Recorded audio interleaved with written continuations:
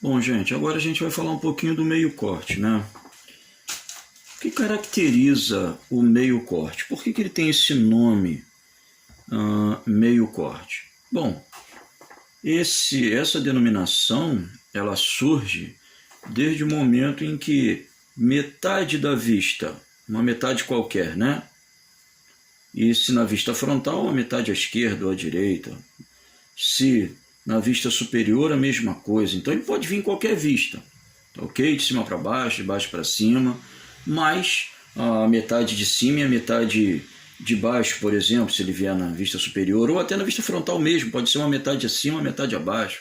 Depende do plano secante que se estabelece na peça, no objeto, né, representado. Mas de todas as formas, e em todas as técnicas, nós vamos observar metade da vista cortada e a outra metade representando as arestas externas. Então, a metade cortada representando as cavidades internas e a metade sem o corte representando as arestas externas. Mas para que serve isso? Você deve estar se perguntando, né? Bom, esse objetivo que o projetista tem quando ele quer demonstrar numa mesma vista o que existe por dentro da peça, no interior do objeto, né, representado, e também aquilo que existe por fora, isso tudo em uma mesma vista. Agora, para que isso ocorra, óbvio que existem alguns requisitos. Por exemplo, é comum em objetos cujo detalhe, e na maioria das vezes esse detalhe é uma cavidade central. Então, a cavidade centralizada, o detalhe centralizado, nós poderíamos utilizar a técnica do meio corte para representar esse objeto que contenha esse detalhe centralizado. E quando temos outros detalhes periféricos, tem que haver simetria nos detalhes, ok? Tem que haver, então, a simetria. Eles têm que ser simétricos. Os detalhes periféricos têm que ser simétricos. Daqui a pouco a gente vai entender por quê. Mas digamos que a gente queira representar, né, lá naquela vista frontal, esse objeto em meio corte. Como ficaria então? Metade da vista estaria representada em corte e a outra metade não estaria representada em corte. Estaria representado apenas as arestas externas e, obviamente, se existem detalhes internos, as linhas de contorno invisíveis, embora a norma recomende que a gente nem utilize essas linhas de contorno visíveis quando usamos o recurso do corte. Mas, no caso do meio corte, para a gente ter certeza dessa simetria, vale a pena a gente representar. Ok? Então vamos lá. Como ficaria então a nossa perspectiva, o nosso objeto, com esse meio corte? Bom, o plano secante está lá, né, demonstrando o nosso furo periférico à esquerda e metade do furo central. Então, eu vou já, daqui a pouco a gente vai observar a linha de corte também, lá no plano de corte, que a gente vai usar novamente a vista superior para estabelecer esse plano de corte.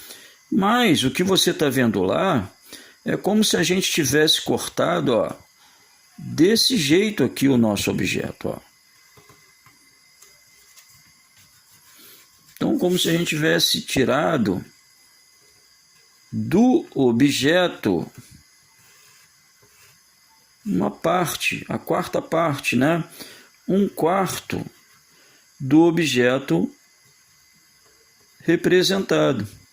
Ué, Tavares, mas é metade ou é um quarto? A metade da vista será observada em corte. Mas como se a gente tivesse tirado uma fatia, né, do bolo. Isso não é isso que você está vendo ali. Ó. Deixa eu acertar aqui um pouco para ficar mais fácil a nossa compreensão.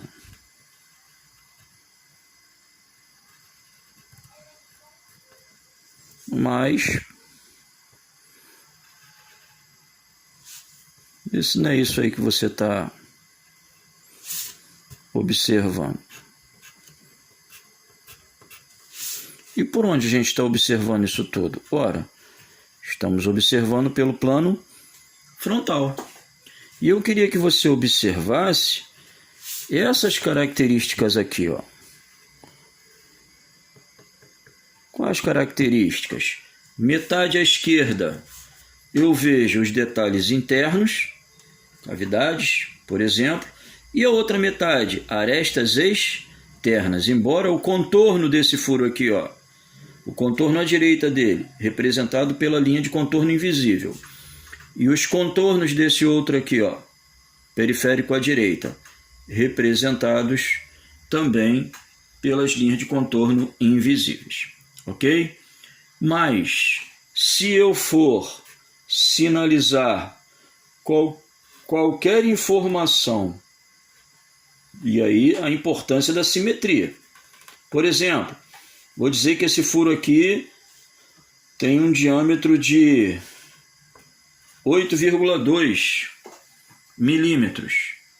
Você imagina se esse furo aqui, ó, for diferente desse aqui. Eu só vou informar nesse, porque esse está exposto o furo aqui para eu informar. Não vou informar nada lá. Então tem que haver essa simetria, porque tudo o que eu observar na parte cortada, imediatamente a minha interpretação vai remeter para aqueles outros detalhes e já com o princípio da simetria. Então, o projetista, quando não há essa simetria, ele nem usa esse recurso. Tá bom? Mas se ele usou, significa que os detalhes, os elementos periféricos são simétricos. Muito utilizado em objetos com detalhes ou cavidades centrais.